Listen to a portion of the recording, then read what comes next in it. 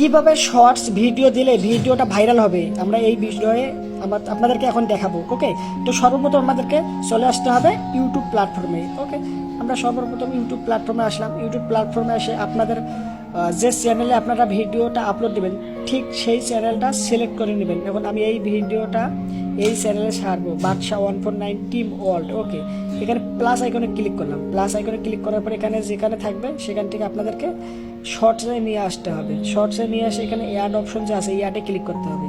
অ্যাডে click করার পর এখান থেকে যে ভিডিওটা আমরা আপলোড দিতে চাচ্ছি সেই ভিডিওটা আপলোড দেবো। ওকে, এই যে সিলেক্ট করতেছি, এই ভিডিওটা আমি আপলোড দিতে চাচ্ছি, এটা একটা মিমস ভিডিও, এটা সিলেক্ট করলাম, এখন এটা আপলোড দেবো।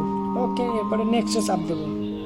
নেক্সটে চাপ দেওয়ার পরে ভিডিওটা এখানে কিছুক্ষণ বাজবে, আপনাকে দেখাবে যে এই ভিডিওটা আপনি আপলোড দেবেন কি না বা কী করবেন না করবেন। আপনাকে জিনিসটা এখানে কিছুটা সময় নেবেন, ভিডিও দেখবে যে আপনি একটা ভিডিও ছাড়তেছেন এই ভিডিওটা কীরকম দেখতে বা শুনতে। ওকে, এরপরে আমরা হচ্ছে প্লাস আইকনে ক্লিক করলাম। প্লাস করে ক্লিক করার পরে আমরা ভিডিওটা অফ করে দিলাম, কপিরাইট টেক্সটটা কাটতে পারি না হলে।